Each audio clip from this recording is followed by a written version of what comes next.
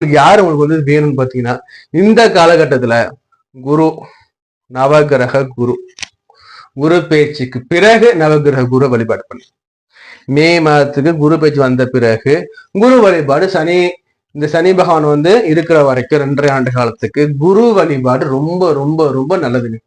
எங்க சார் நான் போய் வழிபாடு தொடங்கணும்னா, கும்பகோணத்துக்கு அடுத்திருக்க ஆலங்குடி போங்க. அங்க போயிட்டு குரு வழிபாடு தொடங்கும். முதல்ல வழிபாடு அங்கேயிருந்து ஆரம்பிச்சுட்டு நீங்க வாரம் குரு வழிபாடு பண்ணிக்குவாங்க. அடுத்தபடியா சனி பகவானுக்கு வழிபாடு பண்ணணுங்க. இந்த சனி பகவானை எப்படி சார் வழிபாடு பண்றதுன்னா, திருநள்ளாறு போங்க. திருநள்ளாறு போயிட்டு சனி பகவானுக்கு உங்களால முடிஞ்ச ஒரு பாலாபிஷேகம் பண்ணலாம். எது வேணாலும் பண்ணிக்கும். திருநள்ளாறு போயிட்டு சனியை நேரா நின்று வணங்காதீங்க, மறைஞ்சின சனி வழிபாடு பண்ணுங்க. உங்க பேராசிரியர் சொல்ல நீங்க வந்து இங்க வந்து ஒரு அபிஷேகம் பண்றது நல்லது பயக்கணும் உங்களுக்கு. திருநள்ளாறு போயிட்டு நான் எல்லாரும் வந்து சஜன் பண்ண மாட்டேன் சனியை போய் கும்பிடுங்கன்னு. ஆனா உங்களுக்கு வந்து இந்த சனி பேச்சை கொடுக்கக்கூடிய சனி வந்து அமர்றாரு இல்லையா? சோ இந்த சனி பகவானை பவர் ஏத்துங்க, இந்த குரு பகவானுக்கு பவர் ஏத்து. புரியுதா? தனக்காரகன் தனத்தை அருளட்டும், சகலத்தையும் கொடுக்கக்கூடிய சனி பகவான் சகலத்தையும் கொடுக்கும். புரியுதா?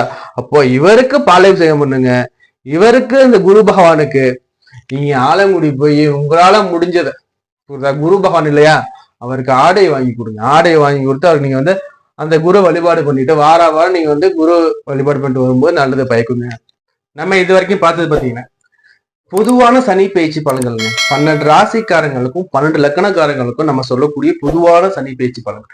இந்த சனி பயிற்சி பலன் பாத்தீங்கன்னா உங்களோட ராசிக்கும் லக்னத்தையும் எடுத்து பார்த்துக்கோங்க. அப்போதான் உங்களுக்கு வந்து ஆல்மோஸ்ட் மேட்ச் ஆகுங்க. அதே மாதிரி இந்த பயிற்சி வந்து 100% மேட்ச் ஆகுமா சார்னா உங்களுக்கு வந்து 100% மேட்ச் ஆகுது வாய்ப்புகள் மிக குறைவு. ஏன் நான் சொல்றேன்னா, உங்களோட நடப்பு தசாநாதன் என்ன, நடப்பு புத்திநாதன் என்ன, இதை பேஸ் பண்ணி தான் உங்களுக்கு வந்து இந்த பேச்சு பலன்கள் இருக்குங்க. அதே மாதிரி உங்களோட சுய ஜாதகத்துல பிறக்கும் போது சனி பகவான் உச்சமாயிருக்காரா, ஆட்சி ஆயிருக்காரா, அல்லது நீச்சமாயிருக்காரா, அல்லது நீச்ச பங்க ராஜ யோகத்துல அவர் அமர்ந்திருக்காரா, இதெல்லாம் நம்ம அங்க கணக்கிட ரொம்ப ரொம்ப முக்கியங்க.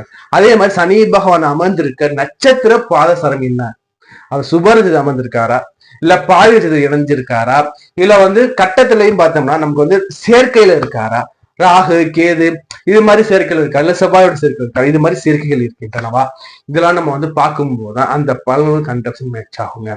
அதே மாதிரி இந்த பயிற்சி காலகட்டத்துல வந்து பாத்தீங்கன்னா இந்த சனி பகவான் 2.5 ஆண்டில் ஒரு ராசி மன்றத்தை வசிக்கக்கூடிய ஒரு மிக நீண்ட வரிசையில் வரக்கூடிய ஒரு மிக மிக மிக மந்தன்ங்க.